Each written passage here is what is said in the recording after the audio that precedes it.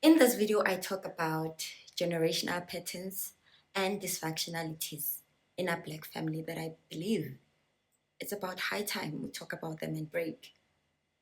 We really need to break a number of patterns which are not working for us.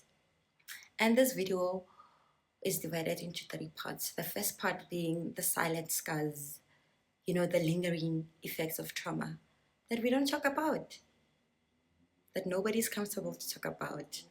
Point number two being breaking the cycle. I think we need to embrace change and have self awareness. I know change is not easy. Change is not easy. I think most of us reject change, and I can't really blame you guys or myself. But it's important for us to embrace change because it means without change, we'll just continue with these patterns that are not healthy for us. And the last point being creating a future that is free from generational traumas. I think that's the least that we can give to our kids. The future generation deserves a better future, better parents. And I think it's about time that we break this cycle, and not only for them, even for ourselves.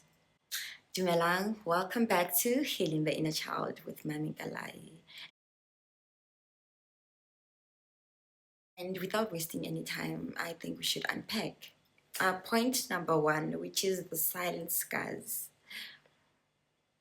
There's a thing about Black people. We like keeping things buried. Honestly, I don't know where that comes from. Growing up, I used to think it was normal. Even when you see a problem as a child, it's as if I wasn't allowed to point those issues out because pointing them out meant that you are a disrespectful child. And so for the longest of time, growing up, I was quiet. I was quiet because, like I said, I wasn't allowed to speak about a lot of things, a lot of sensitive things. And I think we need to admit to ourselves that only causes anger, fear, and mistrust. There's no way that you can fully heal without processing and talking about things that make you feel uncomfortable. And Black people win. Like, we win at that. We win shame. And I think it's about time that we unlearn, do better. I know even our parents, ba hlahile ho ntso le jwalo. It's like most of the things that they're currently doing, when they were born, they found them within the family. It was, a tradition for everybody. But I think the moment a tradition starts to become toxic, I don't think it's worth following. We need to acknowledge and process our own traumas for, our own growth. Guys, this thing of pretending to be strong as if we don't have emotions and we don't feel, or that we don't see the dysfunctionalities within our families, isn't going to take us anywhere. It's high time that we talk about these things, and not only talk about them, but take action. Unfortunately, when it comes to changing family unhealthy patterns or dynamics, it's really not about the next person. The sad thing is that sometimes you might be the only one that is seeing the need for change. Or even if others do see the need, but they just don't have the courage or don't even know where to begin, Because like I said, as Black people, as Black children, we don't have a voice. You take everything that an elderly person says. So when you see something that isn't working and what are we fetola? Like it really becomes difficult because you wonder and ask yourself where to begin. Is this even possible? And how other people are gonna take it?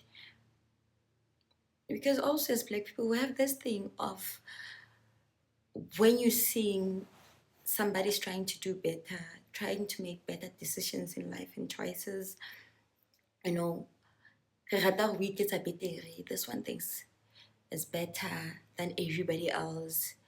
You see that thing? And we see a lot more family. Oh, guys, we deal with a lot of toxic family members. It's so scary and sad at the same time because we love these people. Ufumana rangwane, malome, mangwane, ragadi, aunts and uncles. Sometimes it really has nothing to do with us. Sometimes it's things that happened even before we were born. It's issues that these people have with our parents, our siblings, and the people who are really close to us. But now, just because they don't know how to get to them, I will never understand for you and uncle, but you're beefing the bana.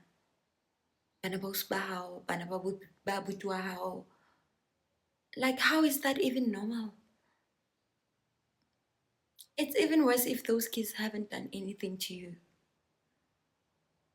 So you really do find that normal and you're happy about it. Wow. It's so scary. Like we come from the family, it's a normalized, it's a nonsense. Our families have normalized nonsense, if I'm being honest. And I feel like some of these things that some of us are dealing with currently, it's things that could have been solved way back. It's just that people are not willing. It's as if they're getting something positive out of this toxicity, you know. I don't know, like how do you even sleep at night knowing that you're beefing with your nieces and nephews? Are you really normal? Are you even ever going to change? It's so scary and sad, at the same time. Hence, it's important, very important for us to have boundaries, especially the females because the females are really toxic. Unfortunately, if you don't have boundaries, Otowafa easy access to you. Otowafa, whatever it is that they want to do, be it positive or negative. Let's have boundaries because boundaries have nothing to do with other people, but it's just a way of protecting us. And that doesn't mean we don't love them or we don't want them in our lives. But guys, some people are just toxic. We need to stop saying this. There's a saying within Black people, I don't know if it's all racist, but then they're family. You tell this person, oh, this person has done 1, 2, 3, and 4 to me. And I tried going to them, confronting them, and telling them that I don't like that and they need to change. But bona it's whatever. They don't see a problem with their actions. And when you tell the person, if you continue doing 1, 2, 3, this is what I'm gonna do. So this one thinks she's better, he's better than everybody else. Familiar just because she has made it in life. We can't wait for his or her downfall. Familiar. I know sooner or later she's gonna come back to us. Like guys, our people are toxic. Like, how do you even say that to someone you claim to love and care about? Like our hearts have turned cold. It's so scary, guys. It's so scary. Dintho tse buang ke di-family tsa rona. And we really do need to build a new foundation. And the only way we can do that is if we start talking about these things. Ha re bueng ka tsona. Let's end this cycle. Now I'm tired. Now I'm tired, guys. Like personally, I really am tired. Right now, it's not really about blood. Oh, re tswa kae le motho sa yeah, re tswa kae ka re fihlile he. Mona re tswa teng re fihlile he. Guys, it's even worse how bolela motho. I don't like 1, 2, 3, 4. Can you then please do better? And then they find offense in that. Yo, guys, it's so it's so scary. Yeah. But from a yo, not like where I'm at currently, guys. Sometimes you're forced to do things alone. But it's fine. As long as I sleep better at night. And I don't wake up every morning with a heavy heart. And as long as I know because people are difficult, guys. It's very difficult dealing with human beings. And we need to stop inheriting grudges. Rona as bana, we need to stop doing that. This thing now we keep on saying, an enemy to my mother is my enemy. No, guys. It's even worse if you don't have the whole story. Our parents are not innocent. Our parents are just as flawed as you and I. So motswadi wa hao keeps on hurting you, but then you think, but ba kantle ke bana ba wrong. It's always the other person. It's never them. They are always innocent in everything. Then if that's the case, if that's how you think, o hloka thuso. There's no way a community can lack the same person who happens to be a parent. But then I when I feel for it. Everybody else is wrong but them. They're not perfect, guys. Banality, shortcomings, and it's about time we admit that. And re ba confront, re ba bolelle. Ka lerato re ba bolelle hore tshwantse ba fetohe for the better. Because now re tlo tsamaya rena re tshwara di-grudges with everybody just because motho o qabana le mme, ntate, o buti, ausi wa hao, or your cousin, or even friends, because we do that. Nah, guys, I ke tlo inherita di-grudges tsa batho ba bang. I refuse. If the other person hasn't done anything to nna, I ke tlo kgona. Our people are flawed, guys, and we need to admit that. We have to admit that. It's painful. Like sometimes I just sit down to shake like need that person, man, they're no longer in my life. And they can see things from my point of view, guys. Like need this person jwalo. So is that how you really think? You don't even see a problem with your actions. Guys, no, I refuse. Blood is not thicker than my mental health. And it will never be. I have a very good relationship with my brothers. Oh, guys. You see, if there's one thing that I love about those guys, is that they respect me and my decisions. Just because you are older than mommy, do this and that. And if she decides not to do that, then we're going to get mad at her. No, they just advise. If you guys are 1, 2, 3, 4, and also by say, in future, please try to do 1, 2, 3, 4. It's an advice, guys. How I enforce their beliefs, their opinions more. And some people really do feel it that. Because the moment I reject whatever it is that they say, they find offense in that. Just because you're family doesn't mean I have to follow everything, your beliefs, the way that you do things. Turns out I have to do the same. No, guys, I have my own life. I have my own mind, I have my own thoughts. And I don't always see the world the same way as my family, siblings, you know. And I just hope, the family members get to a point where to down, respecting other people's decisions. Lord, guys, we are flawed. Now, I'm sorry. It ends with me. I always remind myself that some things will have to end with me, even though that sometimes mean distancing myself from certain people. Now I'm not gonna keep quiet when I'm offended by something. Kiss, I'm not gonna do that. I'm gonna confront the other person respectfully, you know. I didn't like it when you did or said one thing. I don't wanna resent anybody. I don't wanna resent anybody. Because the moment you keep things inside and don't express yourself, you're gonna end up resenting the other person. I don't want that. Let a clear conscience. Ka pelo e tshweu, ke sa tshwara di-grudges with anybody. And if people think I'm their enemy, then that's on them. Guys. Joe, I am tired. I'm tired. I'm tired.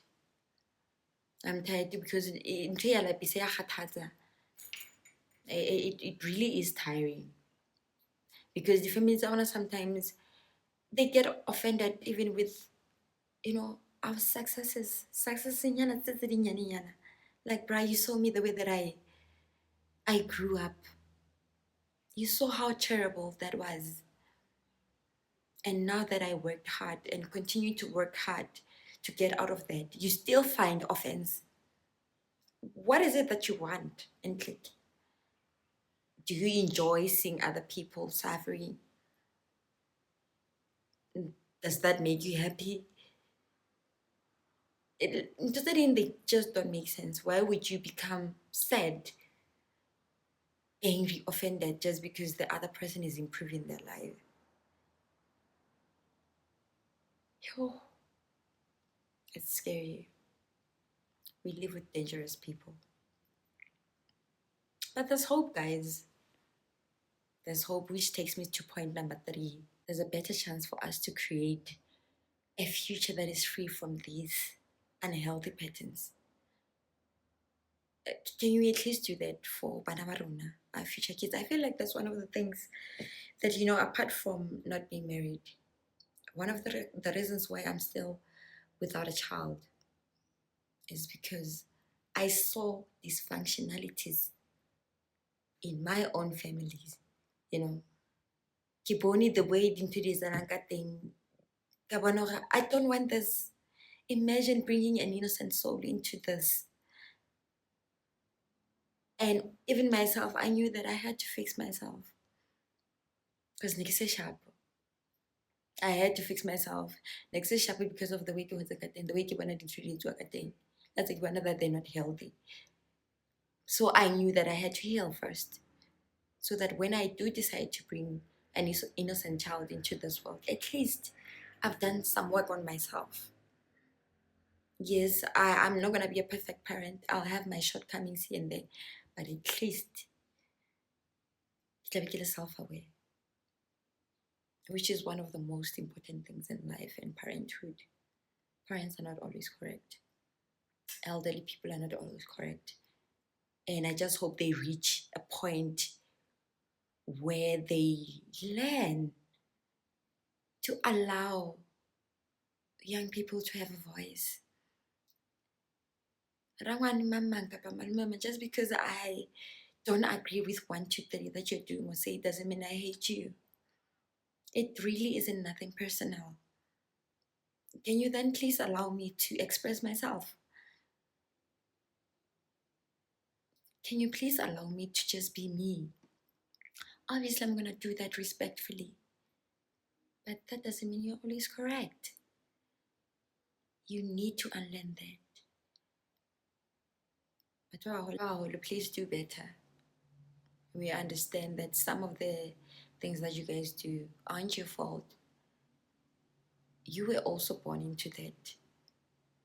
But I think it's high time for you guys to recognize how unhealthy and toxic that is. Black families do really need to do better. I think I've said a mouthful. Ooh, can't believe that, I've been venting, venting, and venting. And I know some people are going to find offense in this, and it's okay, guys. It really is okay. It really is okay.